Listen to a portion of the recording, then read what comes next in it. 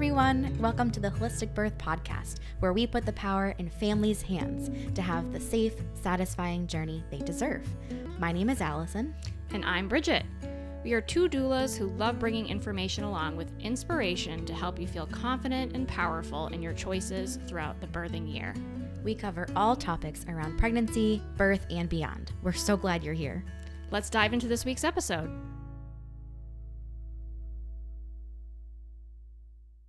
Welcome back to the Holistic Birth Podcast. Today is episode 19, and we are going to be talking about stage 3 of birth, which is birthing the placenta, which is still birth. It's a Birth's wonderful still process. happening, Yeah, yeah. birth is still happening. It's also a very special moment. So yeah, we're going to get into that process and just give you some insight and tips and all that kind of stuff. Yeah. So stage 3 of labor is all about the placenta. It's the Yeah. star of the show there. Yeah, it deserves its own stage. It does. Yeah. It really does. Yeah. So at this point, baby's in your arms, you're doing skin to skin. Your uterus is working differently now. You might be seeing different cramping still. But some signs that your placenta might be ready to be birthed would be if there's a gush of blood, and usually it's like bright red, or if the umbilical cord is lengthening. So if it seems like it's kind of like there's more Length. Yes, it's lengthening. It gets longer. It gets longer. I was trying, It's it's kinda- more visible, or more of it could potentially be coming out, or if it seems like it's not so tight or tense, or It's kind of like loose and a little more like stretchy or thin, I guess. Yeah. Yes. Yeah. That's exactly it. Yeah. Lengthening. Could've just said that. Yeah. So your provider might check to see if the placenta is ready by providing a little bit of cord traction. This is when they provide a tiny bit of just a little bit of tension to the cord to see if is the placenta coming, or is that still attached. They should not be pulling on it. They should not be yanking on that. That would be a liability for them anyway. So Yes. they're not going to be doing that. No. Yes. And they should not be doing that because, Right. it will be causing serious problems. And I've definitely seen placentas born without any tension at all. They will just sometimes, you'll feel like the urge to kind of push, and you'll feel that, like fullness feeling around your tailbone and some pressure, and then it will come out, and most people are very relieved when it comes out. It's just I've heard everyone say, "Oh my gosh, I feel so much better." It's huge relief. So, Yeah, huge because relief. you definitely can feel that pressure again, and sometimes it can be a little intimidating because you're like, I just went through this pressure, and this baby's now in my arms, and why am I feeling this pressure again? And so sometimes you can feel that pressure in your cervix, or in your vagina, like you said, your tailbone, but you could choose if you want to birth the placenta on your own, or if you do want the support of a provider. Some people start one way and then switch to another if needed. But remember, there are no bones in your placenta. Nope. So it's a little different than birthing it's a lot different than birthing your baby. Yep. But it's a huge relief. So many people are like, for sure. Like there's just big sigh of relief. Yeah, definitely. Yeah. So usually it takes about 5 to 30 minutes for it to come out. So everybody's a little bit different on how soon their placenta comes out. So, don't worry if it hasn't been like an immediate thing. It does take a little bit of time. And your uterus will also still tighten and contract to kind of help with pushing the placenta out, just like it kind of does with your baby. So again, your uterus is still working a little bit hard to process the placenta.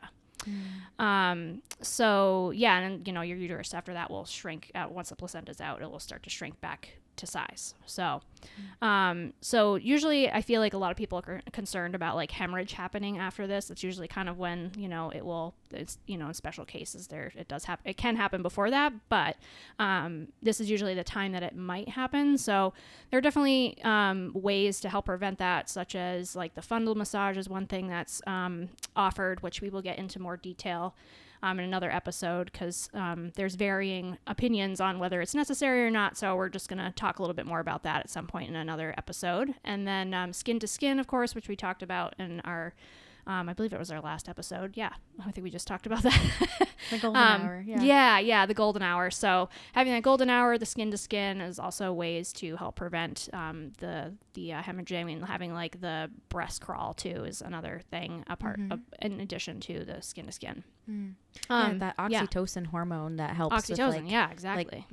With that contraction kind of state of being for your placenta, for your uterus rather. Any addition to oxytocin is really going to help. So skin to skin does promote that hormone. Same thing with that golden hour in the breast crawl. Or if your partner's nearby. I mean, we're not saying that like, oh, well, if you're nursing and if your partner's holding you, then that's all the oxytocin you need. Sometimes you've had plenty of that. And maybe there's something else going on. But it's still good to know that there are potential ways to help support that potential like decreasing of the risk. Definitely. And breastfeeding of course is another thing that can help prevent that hemorrhage. So but yes, like Allison said, there are some times that there might be something going on where it does still happen, but these things do kind of help prevent. Homeopathics, as everyone knows, I'm really into. There are actually remedies to help with postpartum hemorrhage. One of those is pulsatilla. That works really, really well from what I've found.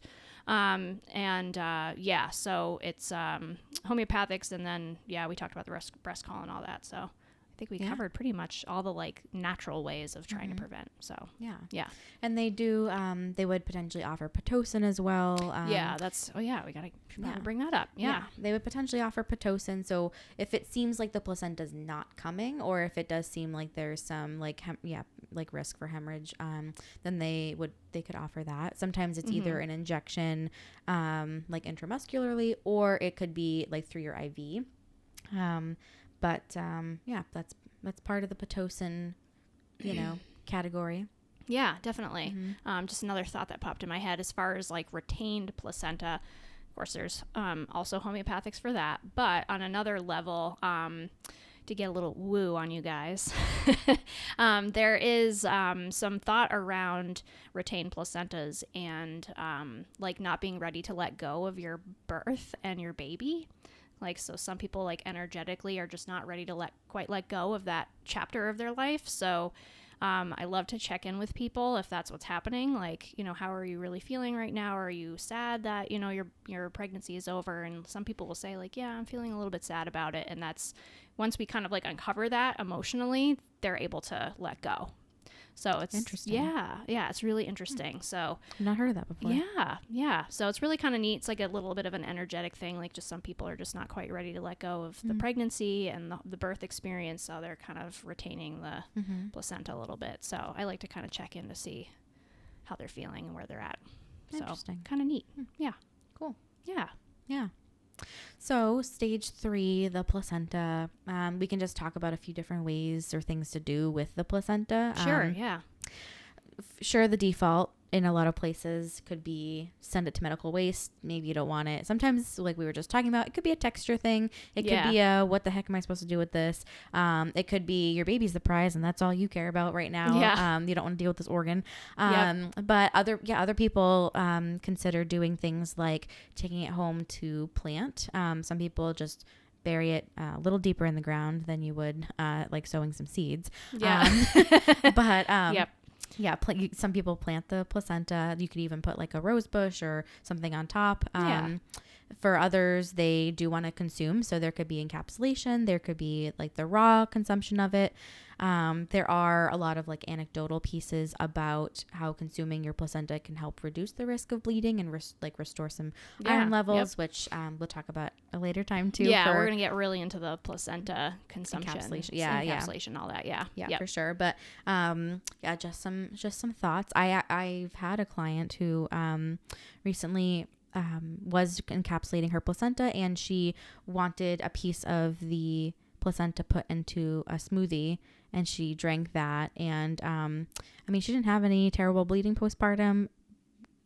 Maybe that was an effect. Sure. Who knows? Was this like immediately after birth? Immediately after, within the hour. Neat. Cool. Within the hour, she was. It was the tiniest, like size of a quarter. Nickel even. That's really awesome. Yeah, nice. It was cool. Yeah, but if that weirds you out, that's okay. Totally. Yep. Maybe don't listen to our consumption of placentas episode that we have skip coming. That one, or maybe do because you're curious why the heck, what's the whole deal with it. But there are some things to do with your placenta. It's your organ. It's your body. So you can choose to take it home. I've heard that there are some like legal like hoops that some places have to jump through, and that to me sounds outrageous. Yeah, it's crazy. I don't get that. Yeah. Yeah, it's like they treat it as medical waste, and it's fine if they have certain like policies or like misunderstandings around it, but that's usually not law. Like you then can still take your placenta and do something with it at home or whatever it is. It's yours. Yeah. Yeah. It's your placenta. Yeah, exactly. Yeah. Cool. Yeah. So I think that's it on the stage 3 of placenta birth. But if anyone has questions, let us know. Yeah, we're here if you need anything. And we are still thrilled to be doing this with you, and we're coming up on the end of season 2, so we're very, very excited to have been here with you all these episodes so far. Stay tuned for more. Yes, absolutely. We've got lots more coming. So yeah. Have a good rest of your day. Talk to you later. All right. Bye.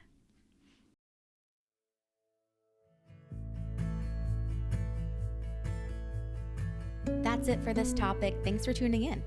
Check out the show notes for any resources or links that we mentioned today. Make sure to subscribe and follow us on your preferred podcast platform, and also be sure to give us a review. It really helps us grow and reach more people who could benefit from this info. Also check us out on YouTube and visit our blog where we have this podcast transcribed for you. We'd love to connect over social media too, and we're just an email away if you have any questions or if you want to request a topic to be covered. We hope this helps your mind, body, and soul in having the supported and holistic journey you are so deserving of. Embrace the power within you.